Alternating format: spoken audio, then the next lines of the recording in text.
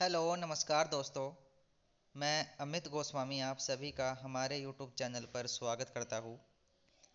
21 अगस्त second shift का आपका exam complete हो चुका है। कुछ प्रश्न जो आपके एग्ज़ाम में पूछे गए थे जीके जीएस के, वो आपके सामने मैं लेकर आया हूँ। अब आपके एग्ज़ाम में प्रश्न रिपीट भी होने लगे हैं और आपको पैटर्न पता चल जाएगा कि कहाँ से क्वेश्चन पूछे जा रहे हैं।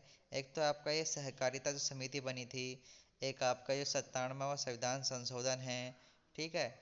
और नगर पालिका, नगर पंचायत, ये आपको अच्छे से याद होने चाहिए क्योंकि यहाँ से क्वेश्चन आपका हर शिफ्ट में बन रहा है। शिक्षा को समवर्ती सूची में कब शामिल किया गया था? तो 42वां संविधान संशोधन, जिसको छोटा संविधान, लघु संविधान या मिनी कॉन्स्टिट्यूशन भी कहते हैं, 1976 में हुआ था ये। और इसमें भारत के संविधान के अंदर 3 शब्द भी जोड़े गए थे, ठीक है। तो यह भी आपको याद रखना है, बहुत ही महत्वपूर्ण है 42वां संविधान संशोधन। अक्सर आपके एग्जाम में पूछा जाता है। भारतीय सिविल सेवा को संवैधानिक दर्जा कब प्राप्त हुआ था? तो भारतीय सिविल सेवा को संवैधानिक दर्जा प्राप्त हुआ था 26 जनवरी 1950। अम्लीय वर्षा के लिए मुख्य रूप से कौन सी गैस जिम्मेदार है? तो ये है आपका सल्फर डाइऑक्साइड, ऑप्शन में ये था। और वरना आपका नाइट्रस ऑक्साइड जो है, ठीक है, ये भी आपके एग्जाम में, मतलब अम्लीय वर्षा के लिए ये भी जिम्मेदार है। अगर ये दोनों थे तो दोनों ही आपका आंसर हो जाएगा। भाषाई आधार पर राज्यों के पुनर्गठन किस वर्ष किया गया था? तो राज्यों के पुनर्गठन के लिए एक आयोग बनाया गया था जिसकी अध्यक्षता करी थी फजल अली, ठीक है। तो ये भी आपको याद रखना है। 1956 में इस भाषाई आधार पर राज्यों के पुनर्गठन आयोग का गठन किया गया था। और तेलुगु भाषा में बनने वाला पहला जो राज्य है भारत का, आंध्र प्रदेश, ठीक है। आंध्र प्रदेश पहला ऐसा राज्य था जो भाषाई आधार पर बना था। किस अधिनियम में भारतीयों की शिक्षा के लिए हर साल 1 लाख रुपए आवंटित किए गए? इम्पोर्टेंट आपका है ये चार्टर एक्ट 1813। इसमें ईसाइयों को अपने धर्म प्रचार के लिए भी छूट कह लो, या फिर ईसाइयों के ईसाइयत को प्रचारित करने के लिए भारत में प्रमोट भी इस एक्ट के तहत किया गया था। स्वतंत्रता के समय भारत के कितने प्रतिशत आबादी कृषि पर निर्भर थी? 75%। और मेरी शिफ्ट में भी यहाँ से क्वेश्चन बना था, मैंने आपको बताया भी था। सर्वोच्च न्यायालय के मूल आधिकारिक क्षेत्र किस अनुच्छेद से संबंधित है? तो अनुच्छेद 31 में हम सर्वोच्च न्यायालय के अधिकारों के बारे में बात कर सकते हैं। भारत का एक सर्वोच्च न्यायालय होगा, यह है अनुच्छेद 124 में। और भारत का एक उच्च न्यायालय होगा, यह है अनुच्छेद 214 में। और जो जिला न्यायालय की बात अगर हम करें तो वह है अनुच्छेद 233 में। तो ये सारी चीज़ें आपको याद रख लेनी है। भारतीय चुनाव आयुक्त को लेकर क्वेश्चन था कि कौन सा कथन निम्नलिखित में से सही है? तो चुनाव आयोग है या चुनाव आयुक्त है, ठीक है। तो ये आपके एग्जाम में प्रश्न थे। 324 से संबंधित है ये, और भाग 15 के अंतर्गत आता है। और भी जो भी ऑप्शन में होगा इनकी एज से संबंधित है कि भाई 5 साल इनका समय काल है, 62 वर्ष या 65 वर्ष। तो वो तो ऑप्शंस जैसे भी होंगे उसी हिसाब से आपको देखना है। ASCII का पूर्ण रूप क्या है? American standard code for information interchange.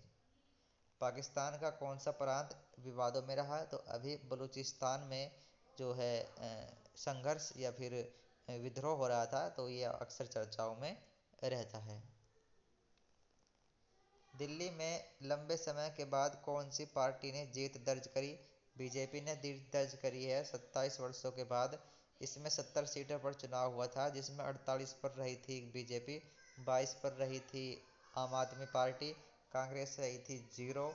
और मुख्यमंत्री बनी है रेखा गुप्ता। रेखा गुप्ता की जो सीट है वो है शालीमार, क्योंकि यहाँ से 4 से 5% अब तक आपके NTPC ग्रेजुएशन और अंडर ग्रेजुएट वाले में पूछे जा चुके हैं।